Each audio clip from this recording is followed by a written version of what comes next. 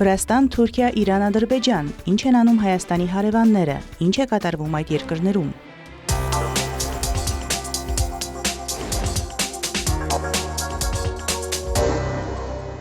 Վրաստանը մի քանի անգամ հայտարարել է, որ պատրաստ է իր ներդրումն ունենալ Ադրբեջան-Հայաստան հակամարտության վերջնական կարգավորման եւ խաղաղության համաձայնագրի ստորագրման գործում տարածաշրջանում կայուն խաղաղություն ապահովելու նպատակով։ Այս մասին Վրաստանի արտգործնախարար Մակա Բոճորաշվիլին ասել է Դելփոսի տնտեսական համաժողովի շրջանակում անցկացված պանելային քննարկման ժամանակ։ Նրա խոսքով Վրաստանը եւ Թբիլիսին միշտ եղել են եւ լինելու են այն վայրը, որտեղ Հայաստանը եւ Ադրբեջանը կարող են գալ եւ օգտագործել որպես երկխոսության հարթակ։ Մենք պատրաստ ենք նպաստել մեր երկու գործընկերների հարևանների միջև հարաբերությունների ամրապնդմանը։ Վրաստանը եւ Թբիլիսին միշտ եղել են եւ լինելու են այն վայրը, որտեղ երկու կողմերը, Հայաստանը եւ Ադրբեջանը կարող են գալ։ Նրանք Վրաստանը կարող են օգտագործել որպես երկխոսության վայր, եւ վրացական կողմը միշտ կաջակցի այս գործընթացին իշախ տարածաշրջանում վերջնական կայուն խաղաղության հաստատմանը։ Բոճորաշվիլին պանելային քննարկման ժամանակ նաեւ ասել է, որ Վրաստանը Սևծովյան երկիր է, որն ունի շատ հստակ հավակնություն դառնալու Եվրամիության մաս։ Վերջին 10 տարվա ընթացքում մենք ապացուցել ենք, որ կարող ենք շատ բան անել եվրոպական չափանիշներ ներդնելու համար։ Եթե նայենք տարածաշրջանին, Վրաստանն ամենամոտն է եվրոպական չափանիշներին։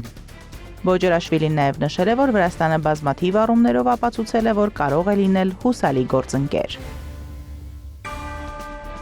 Մեր գլխավոր առաջնահերթությունն է դառնալ Եվրոպական միության անդամ պետություն, այս մասին հայտարարել է Վրաստանի վարչապետ Իրակլի Կոբախիձեն Անտալիայի դիվանագիտական ֆորումի շրջանակում կայացած պանելային քննարկման գործընկերություն բազմաբևեռ դարաշրջանում թեմայով ելույթի ժամանակ։ Իրակլի Կոբախիձեի խոսքով զարգացման եւ տարբեր երկրների հետ ճիշտ հարաբերությունների ձևավորման համար գլխավորը խաղաղությունն է։ Ինչ վերաբերում է դաշինքներին, մենք ունենք շատ հստակ տեսլական։ Մեր գլխավոր առաջնահերթությունն է դառնալ Եվրամիության անդամ պետություն։ Այս ուղղությամբ որոշակի մարտահրավերներ ունենք, սակայն հույս ունենք, որ մեր երկրում եւ տարածաշրջանում, հատկապես Ուկրաինայում խաղաղության վերականգնումով Վրաստանի ինտեգրացիան ավելի ինտենսիվ կկատարվի։ Մենք հուսով ենք եւ սպասում ենք դրական իրադարձությունների։ Կոբախիձեն նշել է, որ ուշադրություն պետք է դարձնել տարածաշրջանում խաղաղության ամրապնդման վրա։ Մեզ ուրախացնում է, որ դա իրականացնում ենք Թուրքիայի հետ միասին, որը նույնպես խաղաղության տեսլական ունեցող երկիր է։ Ապագայում շարունակելու ենք խաղաղության տեսլականի իրականացումը եւ շեշտը դնելու ենք երկրի զարգացման վրա, մասնավորապես տնտեսական զարգացման։ Կոբախիձեն վստահեցրել է, որ խաղաղությունը եւ բարեկեցությունը այն առաջնահերթություններն են, որոնց վրա բոլորը պետք է կենտրոնանան։ Մեծ Բրիտանիայի կառավարությունը պաշտոնական հայտարարություն է տարածել Վրաստանի 4 քաղաքացու արտաքսման վերաբերյալ։ Հայտարարության մեջ նշված է, որ պատժամիջոցների փաթեթը հայտարարվել է Մեծ Բրիտանիայի կողմից ի պատասխան մարդու իրավունքների լուրջ խախտումների, որոնք կատարվել են Վրաստանի 4 քաղաքացու կողմից ի պատասխան 2024 թվականին սկսված օրինական բողոքի ակցիաների։ Մեծ Բրիտանիայի կառավարության տարածած հայտարարության մեջ նաև ասված է, որ Մեծ Բրիտանիան առաջին երկիրն է, որը պատժամիջոցներ է կիրառել Վրաստանի գլխավոր դատախազի, նաև Վրաստանի հատուկ քննչական ծառայության ղեկավարի դեմ, որը չի կարողացել մանրակրկիտ հետաքննություն անցկացնել ցուցարարներին ցրելու դեպքերի վերաբերյալ։ Մեծ Բրիտանիայի արտաքին գործերի նախարար Դեյվիդ Լեմին հայտարարել է, որ Վրաստանում ցուցարարների, լրագրողների եւ ընդդիմադիր գործիչների նկատմամբ աներևակայելի բռնության պատկերները ցնցող են։ Ավելի քան 100 օր անց վրացական իշխանությունները չկարողացան պատասխանատվության ենթարկել պատասխանատուներին, ինչը հակասում է վրացական երազանքի պնդումներին, որ այն կառուցում է իր քաղաքացիների համար ժողովրդավարական ապագա։ Այսօր մեր պատժամիջոցները ցույց են տալիս, որ պատասխանատվությունից խուսափելու նման բացահայտ մեթոդներն անընդունելի են միացյալ թագավորության համար։ Արտգործնախարարը նաև վստահեցրել է, որ իր երկիրն աջակցում է վրաց ժողովրդին եւ նրա սահմանադրական իրավունքին օգտվելու հիմնարար ազատություններից եւ շարունակելու իր եվրոպական ուղին։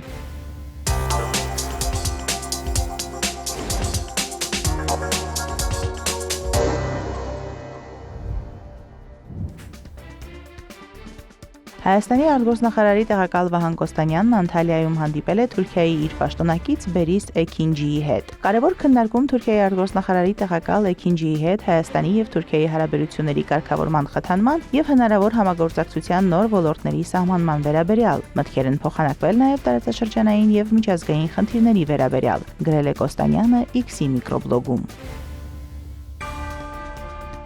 Թուրքիայի նախագահն ընդունել է քրդամերձ ժողովուրդների հավասարություն եւ ժողովրդավարություն կուսակցության падգամավորներին։ Սա վերջին 13 տարում Ռեջեփ Էրդողանի առաջին հանդիպումն է կուսակցության ներկայացուցիչների հետ։ Օրակարգում եղել են ահաբեկչության դեմ պայքարի հետ կապված հարցեր։ Ավելի վաղ ժողովուրդների հավասարություն եւ ժողովրդավարություն կուսակցության ներկայացուցիչները հանդիպել էին Քուրդիստանի աշխատավորական կուսակցության առաջնորդի Թուրքիայում ցմահ ազատազրկված Աբդուլլահ Օջալանի հետ, որն իր գլխավորած կազմակերպությանը կոչ էր արել ինքնալուծարվել եւ վայր դնել զենքը։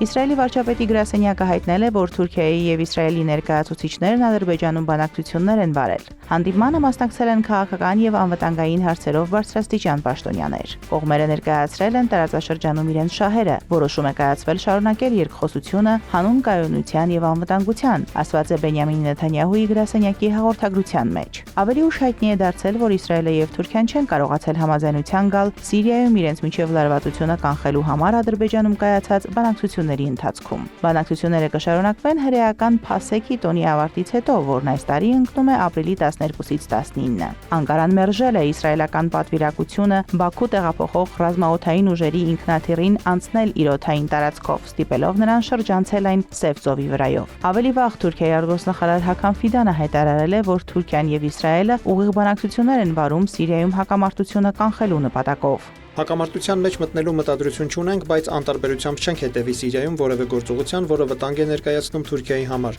Իսրայելի ռազմավարությունն է ոչինչ չթողնել Սիրիայի նոր կառավարությանը։ Ֆիդանի խոսքով, եթե Դամասկոսը Թուրքիայի հետ ռազմական համաձայնագիր կնքի, Անկարան պատրաստ է աջակցություն ցուցաբերել։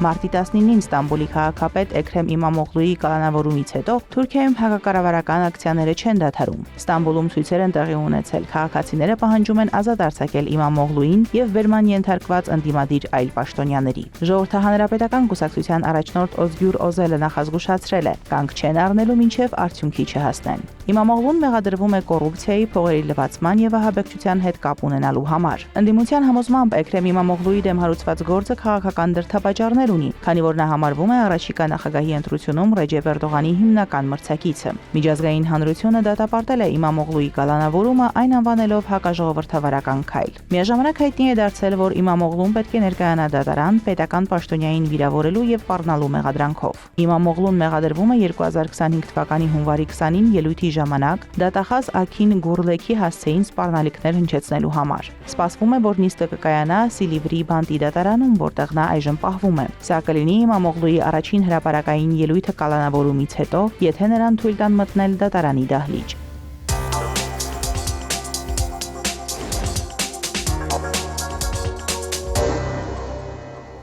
Միացյալ Նահանգները պետք է գնահատի, որ Իրանը համաձայնել է բանակցել, չնայած Թեհրանի նկատմամբ Վաշինգտոնի շարունակական ագրեսիվ հռետորաբանությանը, հայտարարել է Իրանի արտաքին գործերի նախարարության պաշտոնական ներկայացուցիչ Էսմայիլ Բաղեին։ Լրջորեն եւ ակնհայտ զգուշավորությամբ մենք դիվանագիտությանն իրական հնարավորություն ենք տալիս։ Միացյալ Նահանգները պետք է գնահատի այս որոշումը, որն ընդունվել է չնայած իրենց ագրեսիվ հռետորաբանությանը։ Մենք չենք կանխորոշում, չենք կանխատեսում։ Իրանական կողմը մտադիր է շաբաթ օրը բանակցություններում գնահատել Վաշինգտոնի դիրքորոշումը, ապա պատասխան տալ։ Մենք կարձագանքենք եւ համապատասխան կերպով կպատասխանենք։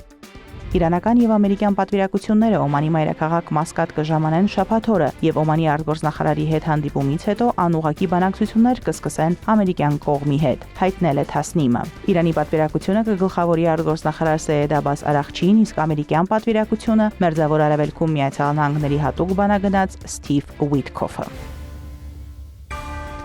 Իրանը կդադարեցնի գործակցությունը ատոմային էներգիայի միջազգային գործակալության հետ եւ երկրից կվտարի գործակալության բոլոր տեսուչներին, եթե Միացյալ Նահանգները եւ Իսրայելը շարունակեն ռազմական ուժով սպառնալ Իսլամական Հանրապետությանը։ Այս մասին X-ի էջում գրառում է կատարել Իրանի գերագույն առաջնորդ Այաթոլլահ Ալի Խամենեիի քաղաքական հարցերի խորհրդական Իսլամական հեղափոխության պահապանների կորպուսի գեներալ Ալի Շամխանին։ Իրանի վրա արտաքին սպառնալիքների շարունակությունը եւ ռազմական հարձակման իրավիճակի մեջ դնելը կարող է հանգեցնել կանխարգելիչ միջոցների կիրառման, ինչպիսիք են ատոմային էներգիայի միջազգային գործակալության տեսուչների վտարումը եւ նրա հետ համագործակցության դադարեցումը։ Օրակարգում կարող է լինել նաեւ հարաստացված ուրանի տեղափոխումը Իրանի անվտանգ չբացահայտված վայրեր։ Մեկ այլ գրառման մեջ նա նշել է, որ Իրանի խաղաղ միջուկային ներուժը ամբողջական շղթա է հանքից մինչև վերջնական արդյունք։ Այն ոչ միայն գիտական նվաճում է, այլև կենսական կարևոր գործոն բժշկության, էներգետիկայի, գյուղատնտեսության եւ շրջակա միջավայրի համար, գրել է նա։ Ավելի վաղ Միացյալ Նահանգների նախագահ Դոնալդ Թրամփը հայտարարել էր, որ անհրաժեշտ անհրաժեշտության դեպքում ռազմական ուժ կկիրառի Իրանի նկատմամբ, ընդ որում հարձակման մեջ Իսրայելը առանցքային դերակատարում կունենա։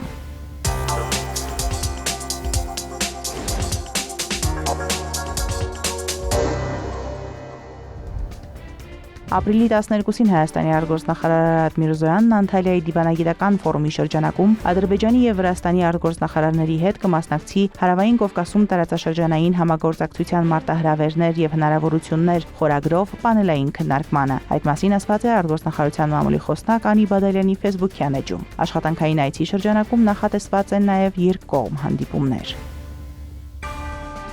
Թուրքիայի նախագահ Ռեջեփ Թայիփ Էրդողանը հանդիպել է Ադրբեջանի նախագահ Իլհամ Ալիևի հետ։ Վերջինս ժամանել է Թուրքիա մասնակցելու Անտալիայի 4-րդ դիվանագիտական ֆորումին։ Անտալիայում Թուրքիայի եւ Ադրբեջանի ղեկավարների բանակցություններն անցել են փակ դռների հետևում։ Զրույցի ընթացքում պետությունների ղեկավարները մտքեր են փոխանակել երկկողմ հարաբերությունների, նաեւ Հարավային Կովկասում եւ Մերձավոր Արևելքում տիրող իրավիճակի ու գլոբալ հարցերի շուրջ։ Հանդիպման ընթացքում նախագահ Էրդողանը նշել է, որ Թուրքիան եւ Ադրբեջանը կշարունակեն քայլեր ձեռնարկել բազմաթիվ ոլորտներում գործակցությունը զարգացնելու ուղղությամբ, հատկապես էներգետիկայի, տրանսպորտի եւ պաշտպանական արդյունաբերության ոլորտներում։ Էրդողանը նշել է, որ Ադրբեջանի եւ Հայաստանի միջև խաղաղության գործընթացը գոհացուցիչ է։ Նրա խոսքով Թուրքիան ցանկանում է Ադրբեջանին տեսնել որպես Հարավային Կովկասում խաղաղության ճարտարապետ, եւ թուրքական կողմը նույնպես զգուշորեն շարունակում է Հայաստանի հետ հարաբերությունների կարգավորման գործընթացը։ Ալիևը շնորհակալություն է հայտնել Էրդողանին Անտալիայի դիվանագիտական ֆորումին հրավերի համար, նշելով, որ այս միջոցառումը միջազգային արդի խնդիրների քննարկման համաշխարհային առաջատար հարթակներից է։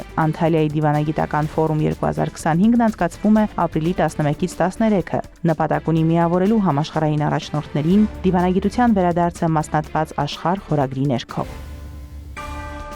Միացյալ Նահանգների նախագահ Դոնալդ Թրամփը Նովրուզի կապակցությամբ նամակ է հղել Իլհամ Ալիևին։ Ադրբեջանական կողմի տվյալով Միացյալ Նահանգների նախագահը նշել է, որ երկու երկրի միջև առկա է գործակցության հարուստ պատմություն։ Նա հույս է հայտնել, որ առաջիկա տարիներին նշանակալի ձեռքբերումներ կգրանցվեն։ Թրամփը ընդգծել է, որ բարձր է գնահատում Ադրբեջանի աջակցությունը Միացյալ Նահանգների գործընկեր Իսրայելին։ Թրամփը ողջունել է Հայաստանի եւ Ադրբեջանի ջանքերը տարածաշրջանում խաղաղություն հաստատելու ուղղությամբ։ Վաշինգտոնը հանդես է գալիս Ադրբեջանի ինքնիշխանության, անկախության եւ տարածքային ամբողջականության օգտին, ասված է նամակում։ Մարոտ Հարվերդյան, հարևաններ։